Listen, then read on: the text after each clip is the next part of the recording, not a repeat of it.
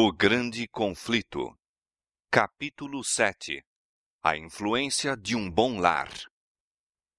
Preeminente entre os que foram chamados para dirigir a Igreja das trevas do papado à luz de uma fé mais pura, acha-se Martinho Lutero. Zeloso, ardente e dedicado, não conhecendo outro temor senão o de Deus, e não reconhecendo outro fundamento para a fé religiosa além das Escrituras Sagradas, Lutero foi o homem para o seu tempo. Por meio dele, Deus efetuou uma grande obra para a reforma da Igreja e esclarecimento do mundo. Como os primeiros arautos do Evangelho, Lutero proveio das classes pobres. Seus primeiros anos se passaram no humilde lar de um camponês alemão. Pelo trabalho diário de mineiro que era, seu pai ganhava os meios para a sua educação. Ele o destinava a ser advogado, mas Deus tencionava fazer dele um construtor no grande templo que tão vagarosamente se vinha erigindo através dos séculos. Dificuldades, privações e severa disciplina foram a escola na qual a sabedoria infinita preparou Lutero para a importante missão de sua vida. O pai de Lutero era homem de espírito forte e ativo, e de grande força de caráter, honesto, resoluto e correto. Era fiel às suas convicções de dever, fossem quais fossem as consequências. Seu genuíno bom senso levava-o a considerar com desconfiança a organização monástica. Ficou muito desgostoso quando Lutero, sem seu consentimento, entrou para o convento, só se reconciliando com o filho passados 2 anos, e mesmo então, suas opiniões permaneceram as mesmas. Os pais de Lutero dispensavam grande cuidado à educação e ensino dos filhos. Esforçavam-se por instruí-los no conhecimento de Deus e prática das virtudes cristãs. Ouvida por seu filho, muitas vezes acendia ao céu a oração do pai, a fim de que o filho pudesse lembrar-se do nome do Senhor e um dia auxiliar no avançamento de sua verdade. Todas as vantagens para a cultura moral ou intelectual que sua vida de trabalhos lhes permitia gozar, aproveitavam-nas avidamente aqueles pais. Ardorosos e perseverantes eram seus esforços por preparar os filhos para uma vida piedosa e útil. Com sua firmeza e força de caráter, muitas vezes exerciam severidade excessiva, mas o próprio reformador, embora consciente de que em alguns aspectos haviam errado, encontrava em sua disciplina mais para aprovar do que para condenar. Na escola, para onde foi mandado com pouca idade, Lutero foi tratado com aspereza e mesmo violência. Tão grande era a pobreza de seus pais, que ao ir de casa para a escola noutra cidade, foi por algum tempo obrigado a ganhar o pão cantando de porta em porta e muitas vezes passava fome. As tristes e supersticiosas ideias sobre religião que então prevaleciam enchiam-no de temor. À noite, deitava-se com o coração triste, olhando a tremer para o tenebroso futuro e com um contínuo terror ao pensar em Deus como juiz severo e implacável, tirano e cruel, em vez de bondoso Pai Celestial. Não obstante, sob tantos e tão grandes desalentos, Lutero avançou resolutamente para a elevada norma de excelência moral e intelectual que lhe atraía a alma. Tinha sede de saber, e seu feitio de espírito ardoroso e prático levou-o a desejar o que é sólido e útil, em vez do que é vistoso e superficial. Quando, à idade de 18 anos, entrou na Universidade de Erfurt, sua situação foi mais favorável e suas perspectivas mais brilhantes do que nos primeiros anos. Os pais, havendo pela economia e trabalho conseguido certo bem-estar, puderam prestar-lhe todo o auxílio necessário. E a influência de amigos judiciosos diminuiu até certo ponto os efeitos sombrios de seu ensino anterior. Aplicou-se ao estudo dos melhores autores entesourando diligentemente seus mais ponderados conceitos e fazendo sua própria a sabedoria dos sábios. Mesmo sob a ríspida disciplina dos mestres anteriores, cedo apresentara a ele promessa de distinção, e sob influências favoráveis, seu espírito logo se desenvolveu. Memória retentiva, vívida imaginação, poderosa faculdade de raciocinar e aplicação incansável, colocaram-no logo em primeiro lugar entre seus companheiros. A disciplina intelectual amadureceu-lhe o entendimento, despertando uma atividade de espírito e agudeza de percepção que o estavam preparando para os embates da vida. O temor do Senhor habitava no coração de Lutero, habilitando-o a manter sua firmeza de propósito e levando-o à profunda humildade perante Deus. Ele tinha uma constante intuição de sua dependência do auxílio divino e não deixava de iniciar cada dia com oração, enquanto o íntimo estava continuamente a respirar uma súplica de guia e apoio. Orar bem, dizia ele muitas vezes, é a melhor metade do estudo. Enquanto um dia examinava os livros da biblioteca da universidade, Lutero descobriu uma Bíblia latina. Nunca antes vira tal livro, ignorava mesmo sua existência. Tinha ouvido porções dos evangelhos e epístolas que se liam ao povo no culto público e supunha que isso fosse a escritura toda. Agora, pela primeira vez, olhava para o todo da palavra de Deus. Com um grande misto de reverência e admiração, folheava as páginas sagradas. Pulso acelerado e coração palpitante, lia por si mesmo as palavras de vida, detendo-se aqui e acolá para exclamar: "Oh, quem dera Deus me desse tal livro!" Anjos celestiais estavam ao seu lado, e raios de luz procedentes do trono de Deus traziam-lhe à compreensão os tesouros da verdade.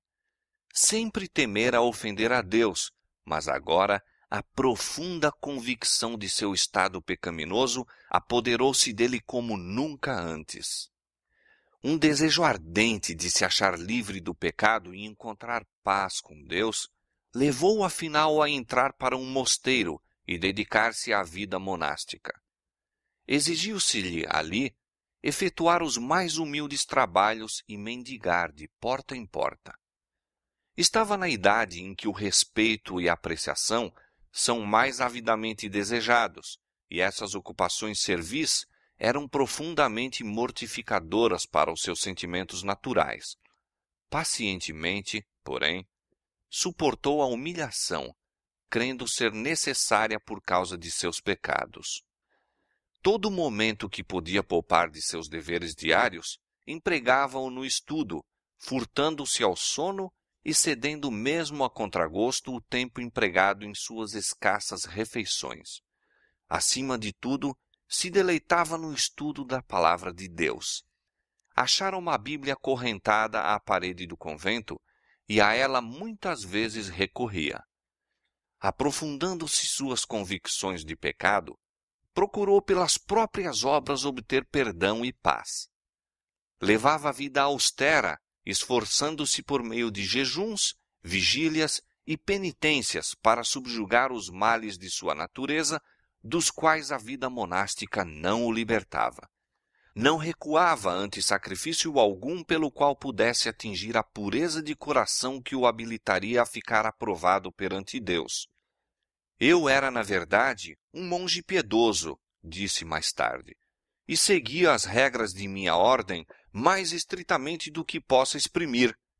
Se fora possível a um monge obter o céu pelas suas obras monásticas, eu teria certamente direito a ele. Se eu tivesse continuado por mais tempo, teria levado minhas mortificações até a própria morte. Como resultado desta dolorosa disciplina, perdeu as forças e sofreu de desmaios, de cujos efeitos nunca se restabeleceu por completo. Mas com todos os seus esforços, a alma sobrecarregada não encontrou alívio. Finalmente, foi arrojado às bordas do desespero. Quando pareceu a Lutero que tudo estava perdido, Deus lhe suscitou um amigo e auxiliador. O piedoso Staupitz abriu a palavra de Deus ao espírito de Lutero, mandando-lhe que não mais olhasse para si mesmo, que cessasse a contemplação do castigo infinito pela violação da lei de Deus e olhasse a Jesus, seu Salvador, que perdoa os pecados. Em vez de torturar-te por causa de teus pecados, lança-te nos braços do Redentor. Confia nele, na justiça de sua vida, na expiação de sua morte.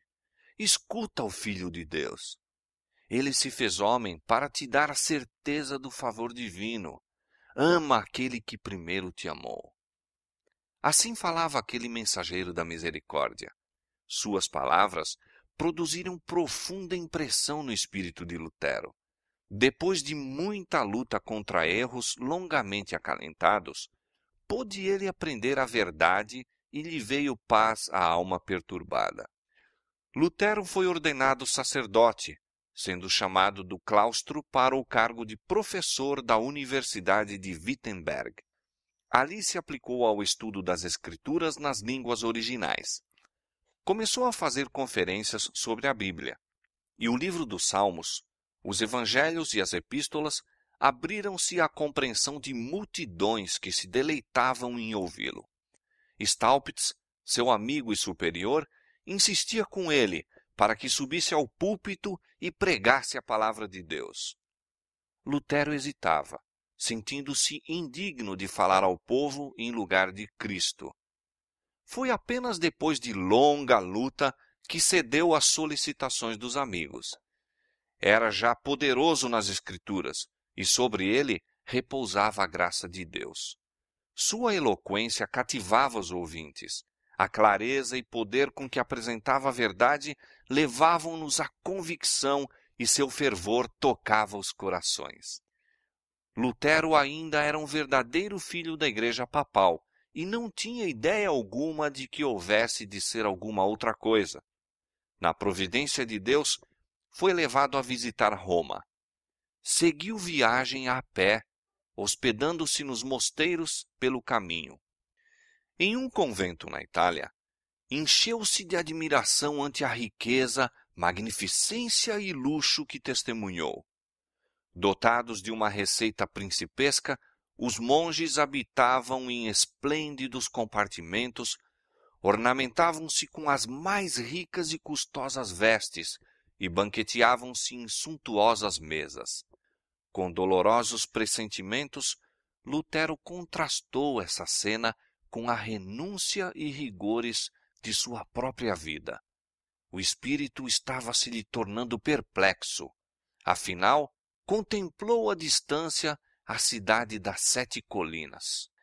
Com profunda emoção, prostrou-se ao solo, exclamando: Santa Roma, eu te saúdo! Entrou na cidade, visitou as igrejas, ouviu as histórias maravilhosas repetidas pelos padres e monges e cumpriu todas as cerimônias exigidas.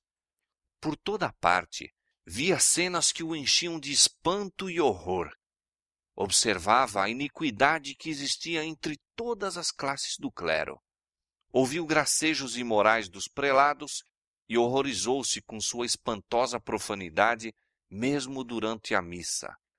Ao associar-se aos monges e cidadãos, deparou com desregramento, libertinagem. Para onde quer que se volvesse, encontrava sacrilégio em lugar de santidade. Ninguém pode imaginar, escreveu ele, que pecados e ações infames se cometem em Roma. Precisam ser vistos e ouvidos para serem cridos. Por isso costumam dizer, se há inferno, Roma está construída sobre ele. É um abismo donde procede toda espécie de pecado. Por um decreto recente, fora prometida pelo Papa certa indulgência a todos os que subissem de joelhos a escada de Pilatos, que se diz ter sido descida por nosso Salvador ao sair do tribunal romano e miraculosamente transportada de Jerusalém para Roma.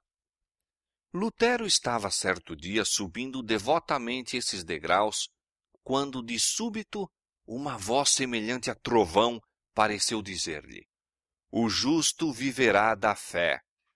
Ergueu-se de um salto e saiu apressadamente do lugar, envergonhado e horrorizado. Esse texto nunca perdeu a força sobre sua alma. Desde aquele tempo, viu mais claramente do que nunca o engano de se confiar nas obras humanas para a salvação e a necessidade de fé constante nos méritos de Cristo. Tinham-se-lhe aberto os olhos e nunca mais se deveriam fechar aos enganos do papado. Quando ele deu as costas a Roma, também dela volveu o coração e desde aquele tempo o afastamento se tornou cada vez maior até romper todo o contato com a Igreja Papal. Depois de voltar de Roma, Lutero recebeu na Universidade de Wittenberg o grau de doutor em teologia.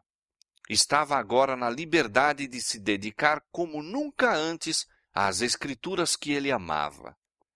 Fizera solene voto de estudar cuidadosamente a palavra de Deus e todos os dias de sua vida pregá-la com fidelidade e não os dizeres e doutrinas dos papas. Não mais era o simples monge ou professor, mas o autorizado arauto da Bíblia. Fora chamado para pastor a fim de alimentar o rebanho de Deus que tinha fome e sede da verdade.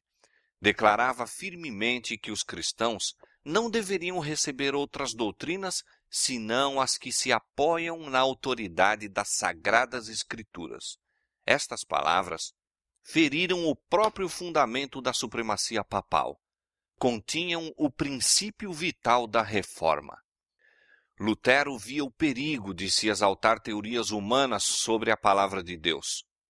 Corajosamente atacava a incredulidade especulativa dos escolásticos e opunha-se à filosofia e teologia que durante tanto tempo mantiveram sobre o povo a influência dominante.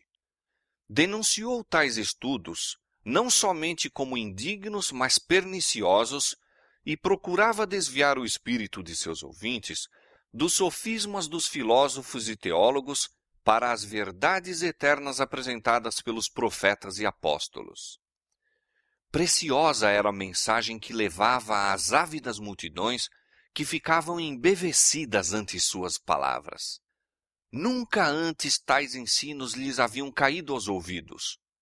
As alegres novas do amante Salvador, a certeza de perdão e paz mediante seu sangue expiatório, alegravam-lhes o coração, inspirando-lhes imorredora esperança. Acendeu-se em Wittenberg uma luz cujos raios deveriam estender-se às regiões mais remotas da terra, aumentando em brilho até ao final do tempo. Mas a luz e as trevas não podem combinar. Entre a verdade e o erro há um conflito irreprimível. Apoiar e defender um é atacar e subverter o outro. Nosso Salvador mesmo declarou: "Não vim trazer paz, mas espada." Disse Lutero alguns anos depois do início da Reforma. Deus não me guia. Ele me impele avante, arrebata-me. Não sou senhor de mim mesmo. Desejo viver em repouso, mas sou arrojado ao meio de tumultos e revoluções. Ele estava então a ponto de ser compelido ao confronto. A Igreja de Roma mercadejava com a graça de Deus. As mesas dos cambistas foram postas ao lado de seus altares e o ar ressoava com o clamor dos compradores e vendedores. Com a alegação de levantar fundos para a ereção da Igreja de São Pedro, em Roma, publicamente se ofereciam à venda indulgências por autorização do Papa. Pelo preço do crime, deveria construir-se um templo para o culto de Deus, a pedra fundamental assentada com o salário da iniquidade. Mas os próprios meios adotados para o engrandecimento de Roma provocaram o mais mortal dos golpes ao seu poderio e grandeza. Foi isto que suscitou o mais resoluto e eficaz dos inimigos do papado determinando a batalha que abalou o trono papal e fez tremer na cabeça do pontífice a tríplice coroa. Tetzel, o oficial designado para dirigir a venda das indulgências na Alemanha, era culpado das mais vis ofensas à sociedade e à lei de Deus. Havendo, porém, escapado dos castigos devidos aos seus crimes, foi empregado para promover os projetos mercenários e nada escrupulosos do Papa. Com grande cinismo, repetia as mais deslumbrantes falsidades e relatava histórias maravilhosas para enganar um povo ignorante, crédulo e supersticioso. Tivesse este a palavra de Deus, e não teria sido enganado dessa maneira. Foi para conservá-lo sob o domínio do papado, a fim de aumentar o poderio e riqueza de seus ambiciosos dirigentes, que a Bíblia fora dele retirada. Ao entrar Tetzel numa cidade, um mensageiro ia adiante dele anunciando: "A graça de Deus e do Santo Padre está às vossas portas!" E o povo recebia o pretensioso blasfemo como se fosse o próprio Deus a eles descido do céu. O infame tráfico era estabelecido na igreja, e Tetzel, subindo ao púlpito, exaltava as indulgências como o mais precioso dom de Deus. Declarava que, em virtude de seus certificados de perdão, todos os pecados que o comprador mais tarde quisesse cometer ser-lhe-iam perdoados, e que mesmo o arrependimento não é necessário. Mais do que isto, assegurava aos ouvintes que as indulgências tinham poder para salvar não somente os vivos, mas também os mortos, que no mesmo instante em que o dinheiro tinia de encontro ao fundo de sua caixa, a alma em cujo favor era pago escaparia do purgatório, ingressando no céu. Quando Simão, o mago, propôs comprar dos apóstolos o poder de operar milagres, Pedro lhe respondeu: "O teu dinheiro seja contigo para a perdição, pois cuidaste que o dom de Deus se alcança por dinheiro." A oferta de Tetzel, porém, foi aceita por ávidos milhares. Ouro e prata eram canalizados para o seu tesouro. Uma salvação que se poderia comprar com dinheiro obtinha-se mais facilmente do que a que exige o arrependimento, fé e esforço diligente para resistir ao pecado e vencê-lo. À doutrina das indulgências tinha-se oposto homens de saber e piedade da Igreja de Roma, e muitos havia que não tinham fé em pretensões tão contrárias quanto à razão como à revelação. Nenhum prelado ousou erguer a voz contra este iníquo comércio, mas o espírito dos homens estava se tornando perturbado e desassossegado, e muitos com avidez inquiriam se Deus não operaria mediante algum instrumento a purificação de sua igreja. Lutero, conquanto ainda católico romano da mais estrita classe, encheu-se de horror ante as blasfemas declarações dos traficantes das indulgências. Muitos de sua própria congregação haviam comprado certidões de perdão e logo começaram a dirigir-se a seu pastor, confessando seus vários pecados e esperando absolvição, não porque estivessem arrependidos e desejassem corrigir-se, mas sob o fundamento da indulgência. Lutero recusou-lhes a absolvição, advertindo-os de que, a menos que se arrependessem e reformassem a vida, haveriam de perecer em seus pecados. Com grande perplexidade voltaram a Tetzel, queixando-se de que seu confessor recusara-lhes o certificado, e alguns ousadamente exigiram que se lhes restituísse o dinheiro. O frade encheu-se de cólera, proferiu as mais terríveis maldições, fez com que se acendessem fogos nas praças públicas e declarou haver recebido ordem do Papa para queimar todos os hereges que pretendessem opor-se às suas santíssimas indulgências. Entra Lutero, então, ousadamente em sua obra como campeão da verdade. Sua voz era ouvida do púlpito em advertência ardorosa e solene. expôs ao povo o caráter ofensivo do pecado, ensinando-lhes ser possível ao homem, por suas próprias obras, diminuir as culpas ou fugir ao castigo. Nada a não ser o arrependimento para com Deus e a fé em Cristo pode salvar o pecador. A graça de Cristo não pode ser comprada, é dom gratuito. Aconselhava o povo a não comprar indulgências, mas a olhar com fé para um Redentor crucificado. Relatou sua própria e penosa experiência ao procurar em vão pela humilhação e penitência conseguir a salvação, e afirmou a seus ouvintes que foi olhando fora de si mesmo e crendo em Cristo que encontrara paz e alegria. Prosseguindo Tetzel com seu comércio e ímpias pretensões, Lutero decidiu-se a um protesto mais eficaz contra esses clamorosos abusos. Logo se lhe apresentou uma ocasião. A igreja do castelo de Wittenberg possuía muitas relíquias que em certos dias santos eram expostas ao público e concedia-se completa remissão de pecados a todos os que então visitassem a igreja e se confessassem. Em conformidade com isto, o povo naqueles dias para ali acudia em grande número. Uma das mais importantes destas ocasiões, a festa de Todos os Santos, estava se aproximando. Na véspera, Lutero, reunindo-se às multidões que já seguiam para a igreja, afixou na porta desta um papel contendo 95 proposições contra a doutrina das indulgências. Declarou sua disposição de defender essas teses no dia seguinte na universidade contra todos os que achassem conveniente atacá-las. Suas proposições atraíram a atenção geral. Eram lidas e relidas e repetidas de todos os lados. Estabeleceu-se grande excitação na universidade e na cidade inteira. Mostravam essas teses que o poder de conferir o perdão do pecado e remir de sua pena jamais fora confiado ao Papa ou a qualquer outro homem. Todo esse plano era uma farsa, um artifício para extorquir dinheiro, valendo-se das superstições do povo, expediente de Satanás para destruir a alma de todos os que confiassem em suas pretensões mentirosas.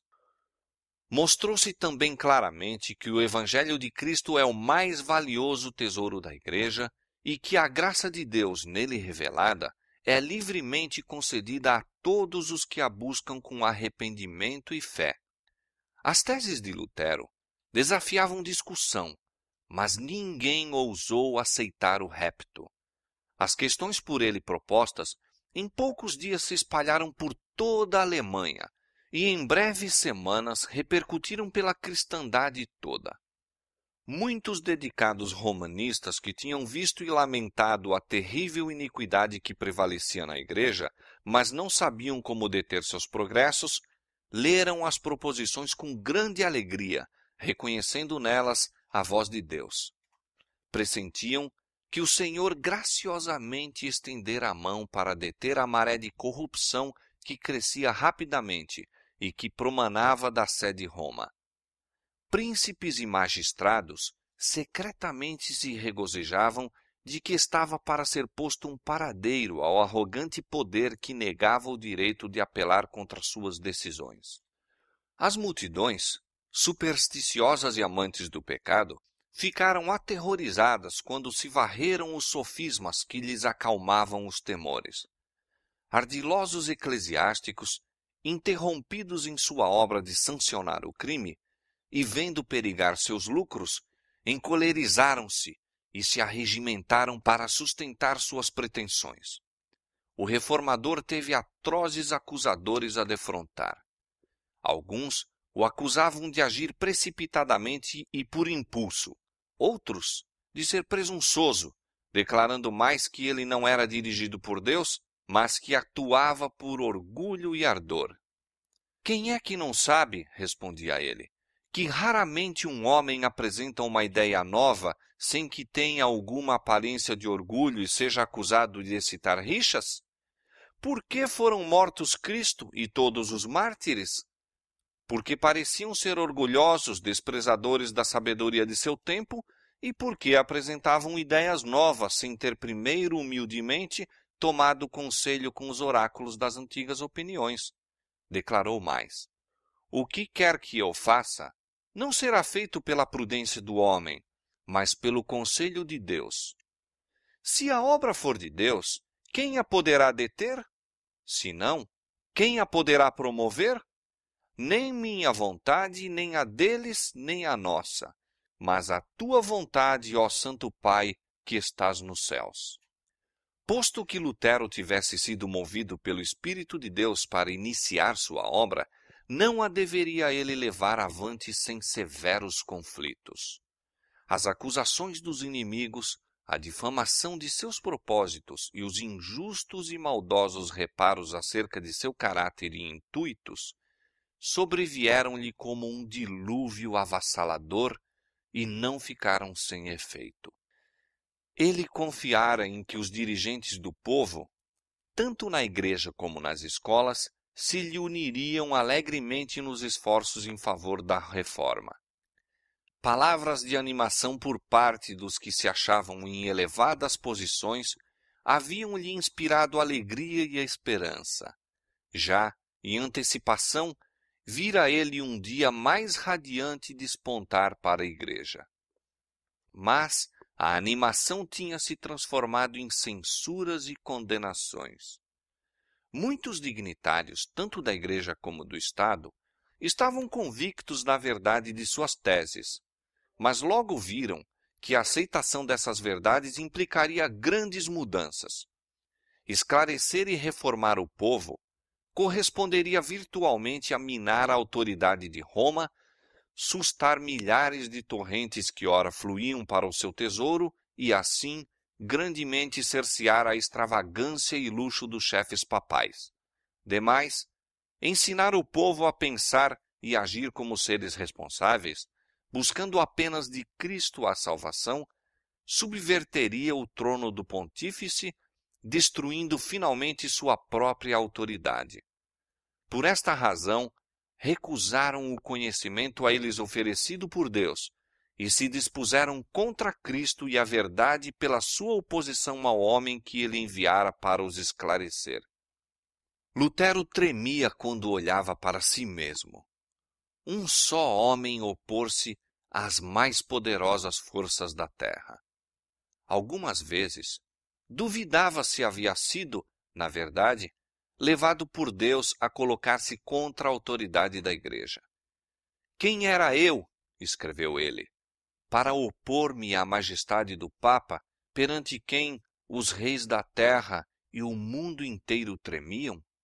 Ninguém poderá saber o que meu coração sofreu durante estes primeiros 2 anos, e em que desânimo poderia dizer, em que desespero me submergi. Mas ele não foi abandonado ao desânimo.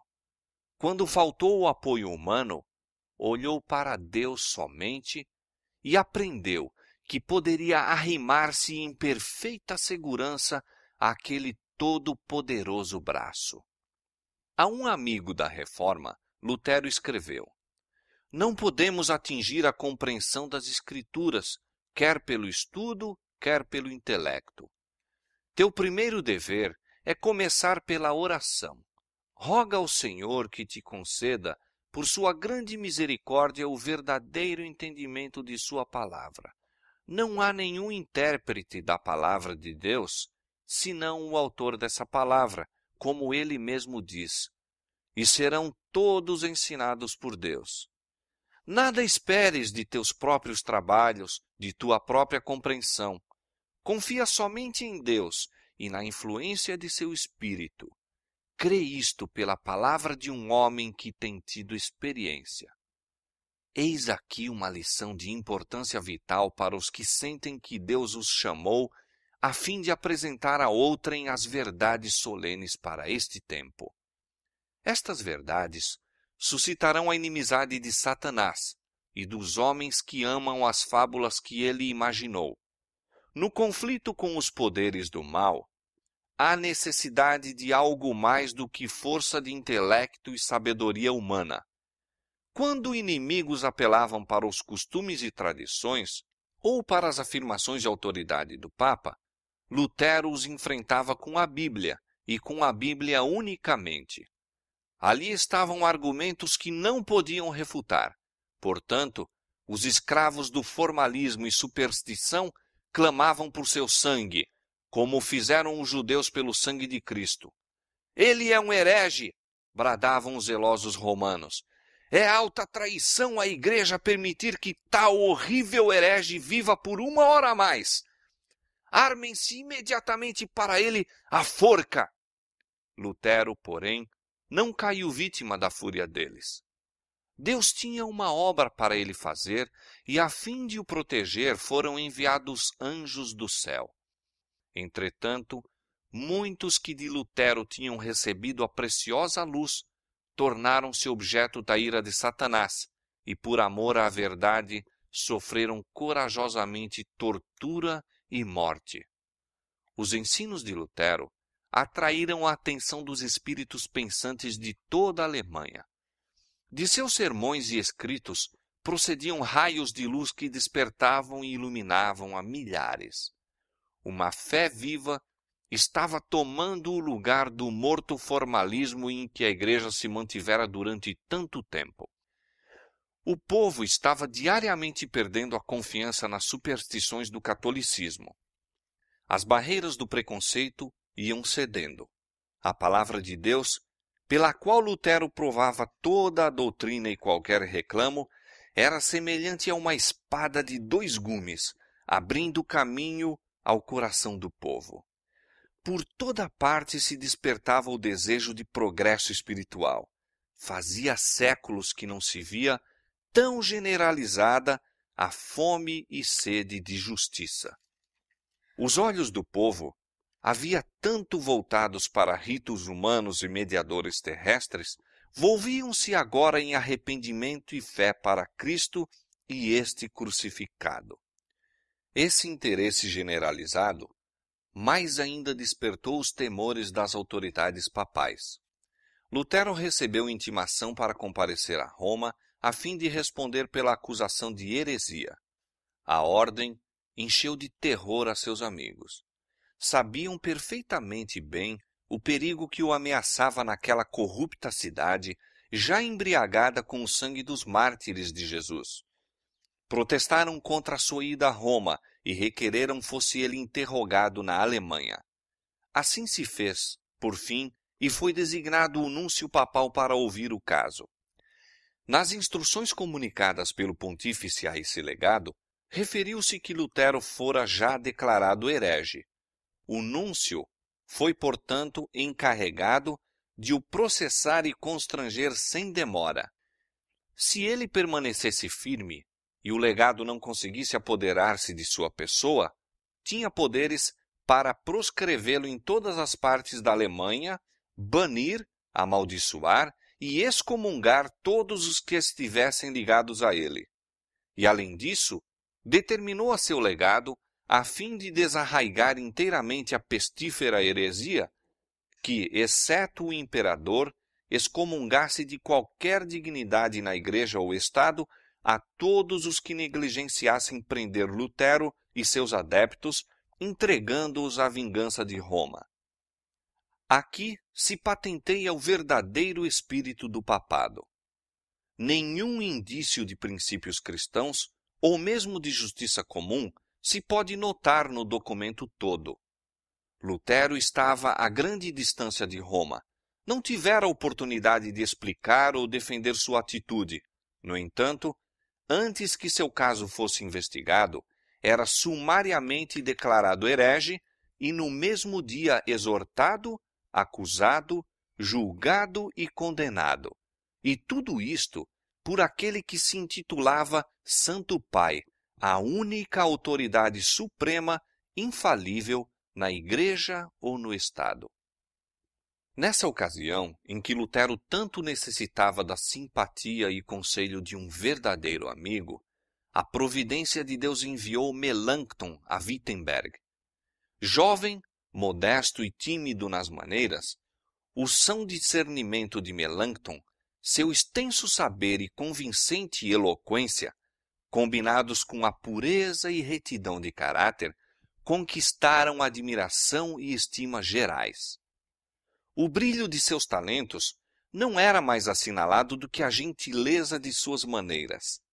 Logo, se tornou um fervoroso discípulo do Evangelho, o amigo de mais confiança e valioso apoio para Lutero, servindo sua brandura, prudência e exatidão de complemento à coragem e energia daquele. Sua cooperação na obra acrescentou força à reforma e foi uma fonte de grande animação para Lutero. Augsburgo fora designada como o lugar para o processo, e o reformador partiu a pé para fazer a viagem até lá. Alimentavam-se sérios temores a seu respeito. Fizeram-se abertamente ameaças de que ele seria agarrado e assassinado no caminho, e seus amigos rogaram-lhe que se não aventurasse. Solicitaram-lhe mesmo que durante algum tempo saísse de Wittenberg e procurasse segurança com os que de bom grado o protegeriam. Ele, porém, não queria deixar a posição em que Deus o colocara. Deveria continuar fielmente a manter a verdade, apesar das procelas que sobre ele se abatiam. Sua expressão era: sou como Jeremias, homem de lutas e contendas, mas, quanto mais aumentam suas ameaças, mais cresce a minha alegria. Já destruíram minha honra e reputação. Uma única coisa permanece: meu desprezível corpo. Que o tomem. Abreviarão assim por algumas horas a minha vida, mas, quanto à minha alma, não a podem tomar. Aquele que deseja proclamar a verdade de Cristo ao mundo deve esperar a morte a cada momento. As notícias da chegada de Lutero a Augsburgo deram grande satisfação ao legado papal. O perturbador herege que despertava a atenção do mundo inteiro parecia agora em poder de Roma, e o legado decidiu que ele não escapasse. O reformador deixara de munir-se de salvo-conduto. Seus amigos insistiam em que, sem ele, não aparecesse perante o legado, e eles próprios se empenharam em consegui-lo do imperador. O núncio tencionava obrigar a Lutero, sendo possível, a retratar-se, ou, não conseguindo isto, fazer com que se fosse levado a Roma para participar da sorte de Hus e Jerônimo. Por conseguinte, mediante seus agentes, esforçou-se por induzir Lutero a aparecer sem salvo-conduto, confiante em sua misericórdia. Isto o reformador se recusou firmemente a fazer. Antes que recebesse o documento, hipotecando-lhe a proteção do imperador, não compareceu à presença do embaixador papal. Haviam decidido os romanistas, como ardiloso expediente, tentar ganhar a Lutero com aparência de amabilidade. O legado, em suas entrevistas com ele, mostrava grande amizade, mas exigia que Lutero se submetesse implicitamente à autoridade da Igreja e cedesse em todos os pontos sem argumentação ou questões. Não avaliaria devidamente o caráter do homem com quem devia tratar.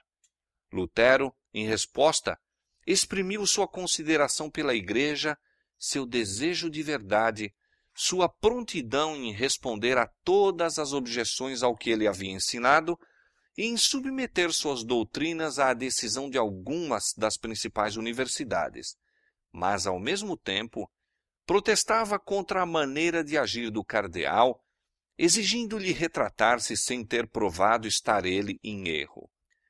A única resposta foi: retrate-se, retrate-se! O reformador mostrou que sua atitude era apoiada pelas Escrituras e declarou com firmeza que não poderia renunciar à verdade.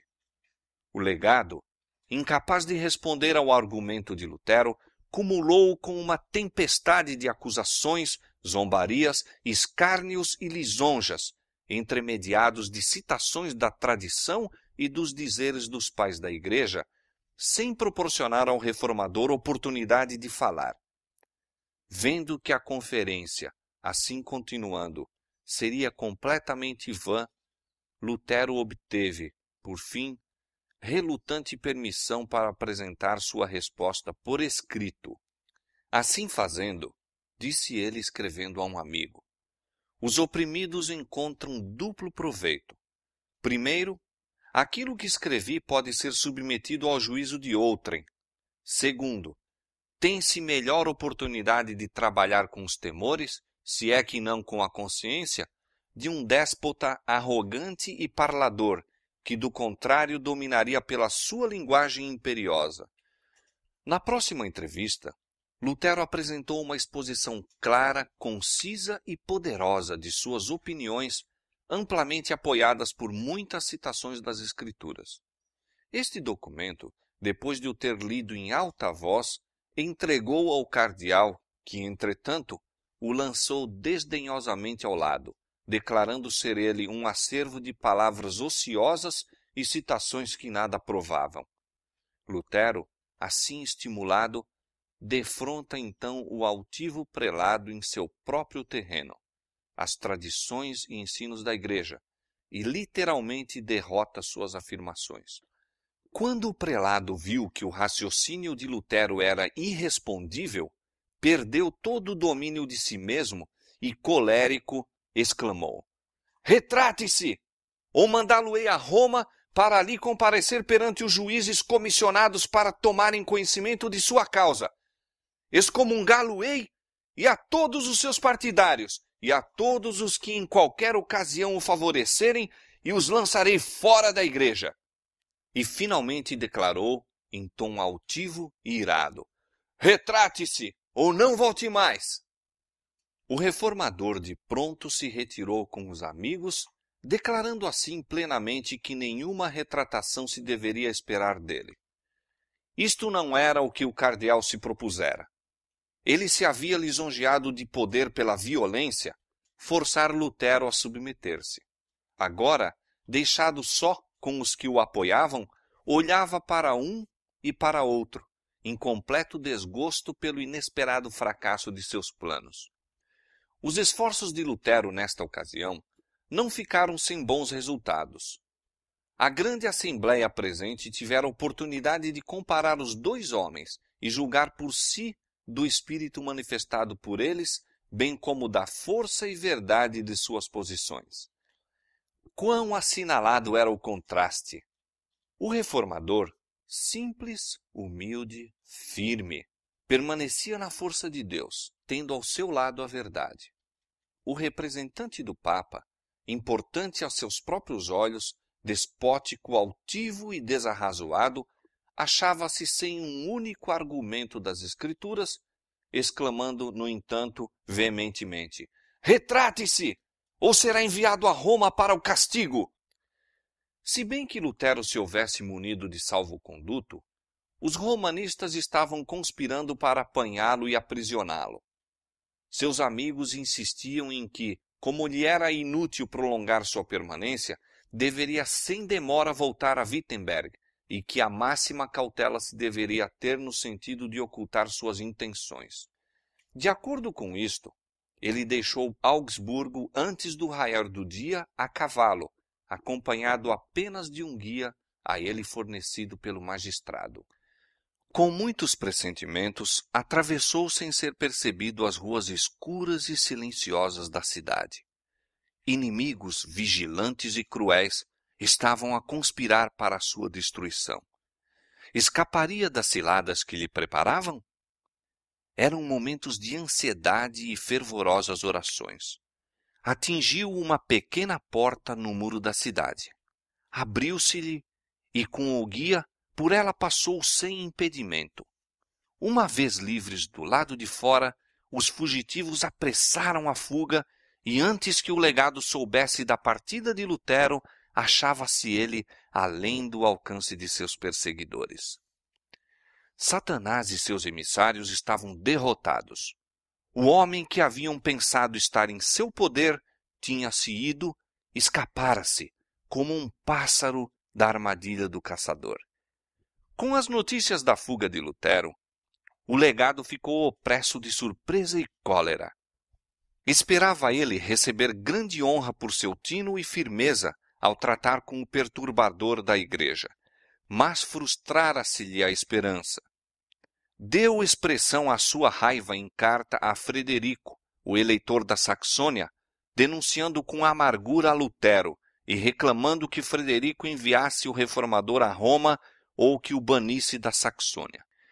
Em sua defesa, Lutero insistia que o legado do Papa lhe mostrasse seus erros pelas Escrituras e comprometia-se da maneira mais solene a renunciar às suas doutrinas se pudesse mostrar estarem em desacordo com a palavra divina.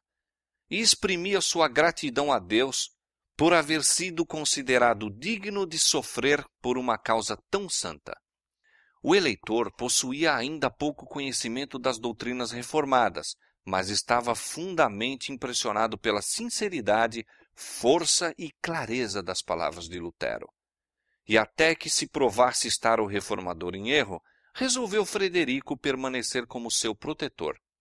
Em resposta ao pedido do legado, escreveu: Visto que o doutor Martinho compareceu perante vós, em Augsburgo, deveríeis estar satisfeito. Não esperávamos que vos esforçasseis por fazê-lo retratar-se sem o haver convencido de seus erros. Nenhum dos homens doutos de nosso principado me informou de que a doutrina de Martinho seja ímpia, anticristã ou herética. O príncipe recusou-se, além disso, a enviar Lutero a Roma ou expulsá-lo de seus domínios. O eleitor notara uma ruína geral das restrições morais na sociedade. Era indispensável grande obra de reforma. As complicadas e dispendiosas medidas para restringir e punir o crime seriam desnecessárias se os homens tão somente reconhecessem e obedecessem à lei de Deus e aos ditames de uma consciência esclarecida. O eleitor via que Lutero trabalhava para conseguir este objetivo e secretamente se regozijava de que uma influência melhor se estivesse fazendo sentir na igreja. Via também que, como professor na universidade, Lutero tivera extraordinário êxito. 1 ano apenas se passara desde que o reformador afixara as teses na igreja do castelo e, no entanto, já havia grande baixa no número de peregrinos que visitavam a igreja na festa de Todos os Santos. Roma fora privada de adoradores e ofertas, mas seu lugar se preenchera por outra classe que agora vinha a Wittenberg, não como peregrinos para adorar suas relíquias, mas como estudantes para encher as suas salas de estudo. Os escritos de Lutero haviam suscitado por toda parte novo interesse nas escrituras sagradas, e não somente de todos os recantos da Alemanha, mas de outros países que congregavam estudantes na universidade. Moços, chegando à vista de Wittenberg pela primeira vez, erguiam as mãos aos céus e louvavam a Deus por ter feito com que desta cidade a luz da verdade resplandecesse como de Sião nos tempos antigos e dali se espalhasse mesmo aos mais longínquos países.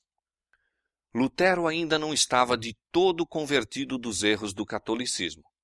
Enquanto, porém, comparava as Santas Escrituras com os decretos e constituições papais, enchia-se de espanto.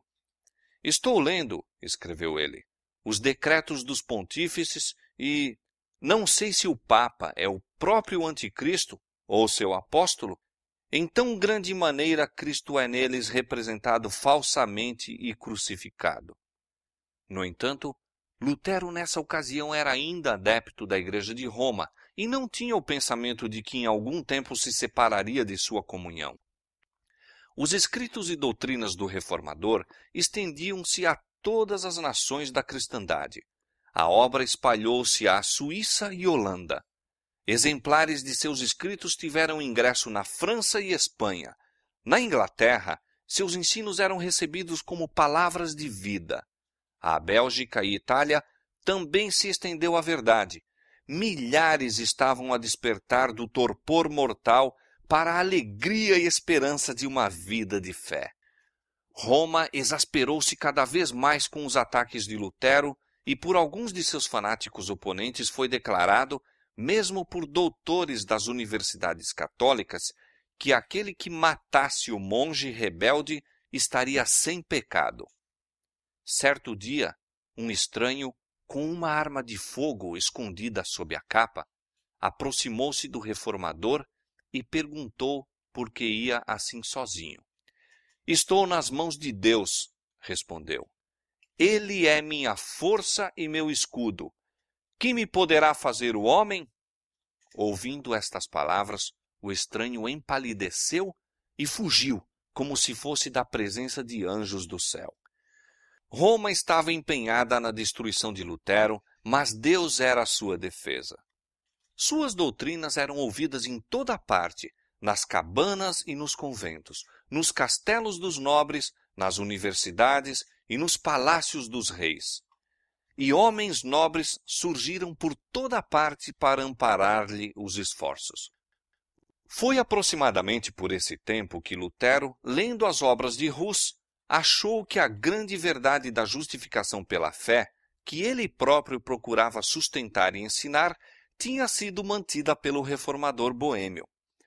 "Nós todos", disse Lutero, "Paulo, Santo Agostinho e eu mesmo, temos sido hussitas sem o saber. Deus certamente disso tomará contas ao mundo", continuou ele, "de que a verdade a ele pregada há um século tenha sido queimada." Num apelo ao imperador e à nobreza da Alemanha em favor da reforma do cristianismo, Lutero escreveu relativamente ao Papa: "É horrível contemplar o homem que se intitula vigário de Cristo a ostentar uma magnificência que nenhum imperador pode igualar. É isso ser semelhante ao pobre Jesus ou ao humilde Pedro? Ele é, dizem, o Senhor do mundo. Mas Cristo, cujo vigário ele se jacta de ser, disse: Meu reino não é deste mundo. Podem os domínios de um vigário estender-se além dos de seu superior? Assim escreveu ele acerca das universidades. Receio muito que as universidades se revelem grandes portas do inferno, a menos que diligentemente trabalhem para explicar as Santas Escrituras e gravá-las no coração dos jovens. Não aconselho ninguém a pôr seu filho onde as Escrituras não reinem supremas. Toda instituição em que os homens não se achem incessantemente ocupados com a palavra de Deus tem de tornar-se corrupta. Esse apelo circulou rapidamente por toda a Alemanha e exerceu poderosa influência sobre o povo. A nação toda foi abalada e multidões se animaram a regimentar-se em redor do estandarte da reforma.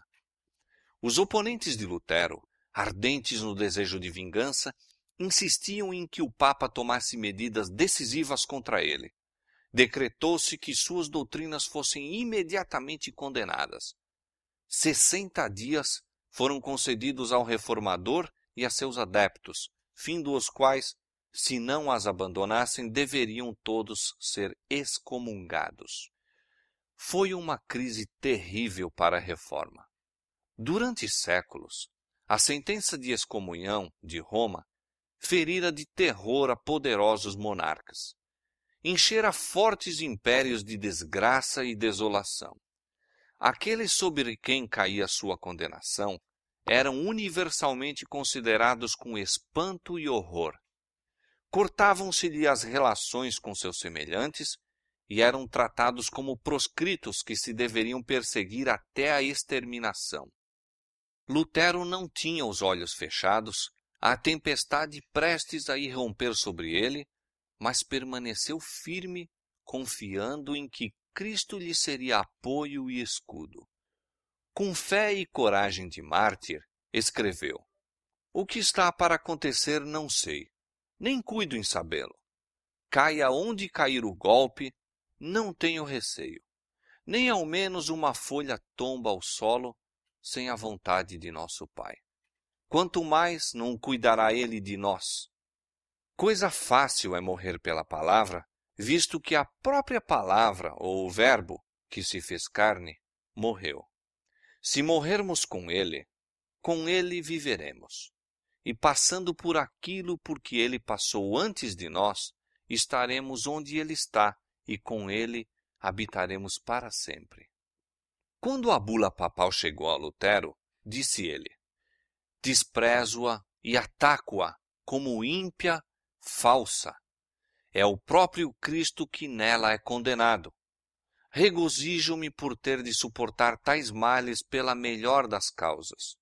Sinto já maior liberdade em meu coração, pois finalmente sei que o Papa é o anticristo e que o seu trono é o do próprio Satanás. Todavia, a Ordem de Roma não foi sem efeito. A prisão, tortura e espada eram armas potentes para forçar a obediência. Os fracos e supersticiosos tremiam perante o decreto do Papa, e, conquanto houvesse simpatia geral por Lutero, muitos sentiam que a vida era por demais preciosa para que fosse arriscada na causa da reforma. Tudo parecia indicar que a obra do reformador estava a ponto de terminar. Mas Lutero ainda era destemido. Roma tinha arremessado seus anátemas contra ele, e o mundo olhava, nada duvidando de que parecesse ou fosse obrigado a render-se. Mas com poder terrível, ele rebateu contra ela a sentença de condenação e publicamente declarou sua decisão de abandoná-la para sempre. Na presença de uma multidão de estudantes, doutores e cidadãos de todas as classes, Lutero queimou a bula papal com as leis canônicas, decretos e certos escritos que sustentavam o poder papal. Meus inimigos, queimando meus livros, foram capazes, disse ele, de prejudicar a causa da verdade no espírito do povo comum e destruir-lhes a alma. Por esse motivo, consumo seus livros em retribuição. Uma luta séria acaba de começar. Até aqui, tenho estado apenas a brincar com o Papa. Iniciei esta obra no nome de Deus. Ela se concluirá sem mim e pelo seu poder. Às acusações dos inimigos que dele zombavam pela fraqueza de sua causa, Lutero respondia: quem sabe se Deus não me escolheu e chamou, e se eles não deverão temer que, ao desprezar-me, desprezem ao próprio Deus? Moisés esteve só na partida do Egito. Elias esteve só no reino de Acabe. Isaías só em Jerusalém. Ezequiel só em Babilônia. Deus nunca escolheu como profeta nem o sumo sacerdote, nem qualquer outra grande personagem, mas comumente escolhia homens humildes e desprezados. E uma vez mesmo, o pastor Amós. Em todas as épocas, os santos tiveram que reprovar os grandes reis, príncipes, sacerdotes e sábios com perigo de vida. Não me considero profeta, mas digo que eles devem temer precisamente porque estou só, e eles são muitos.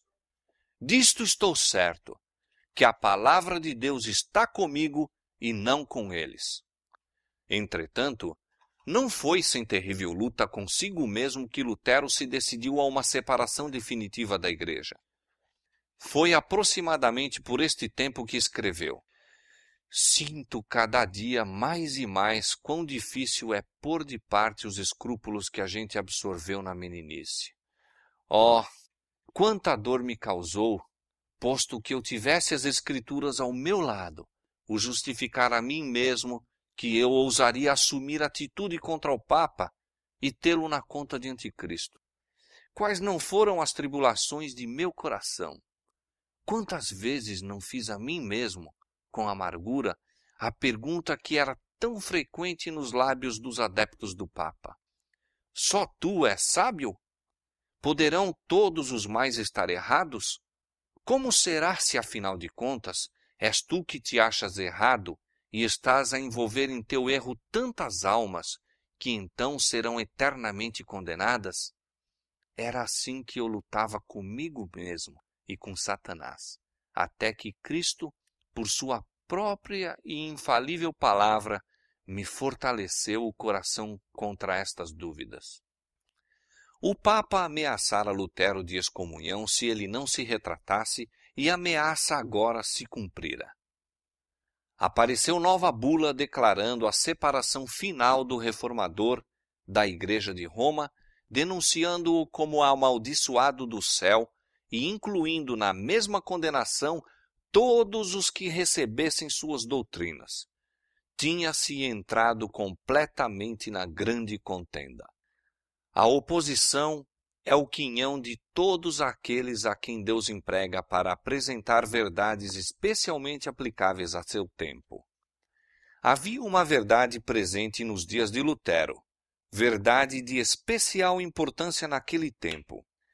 Há uma verdade presente para a Igreja hoje. Aquele que todas as coisas faz, segundo o conselho de sua vontade, foi servido colocar os homens em circunstâncias várias e ordenar-lhes deveres peculiares aos tempos em que vivem e às condições sob as quais são postos. Se prezassem a luz a eles concedida, patentear-se-iam diante deles mais amplas perspectivas da verdade. Esta, porém, não é hoje desejada pela maioria, mais do que o foi pelos romanistas que se opunham a Lutero. Há, para aceitar teorias e tradições de homens em vez de a palavra de Deus, a mesma disposição das eras passadas.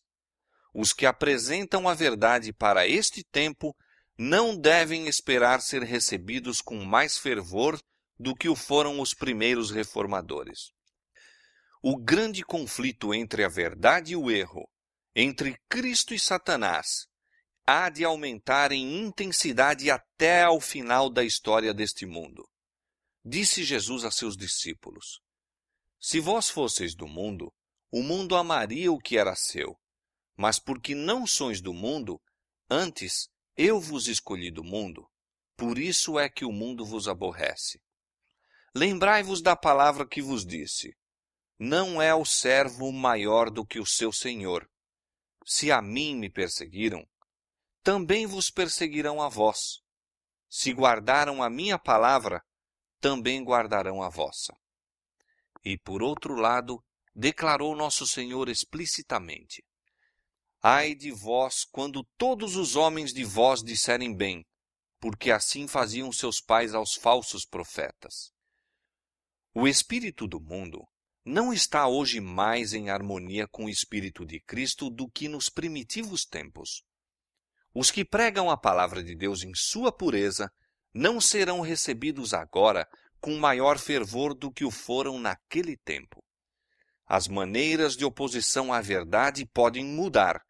A inimizade pode ser menos manifesta porque é mais arguta, mas o mesmo antagonismo ainda existe e se manifestará até o fim do tempo.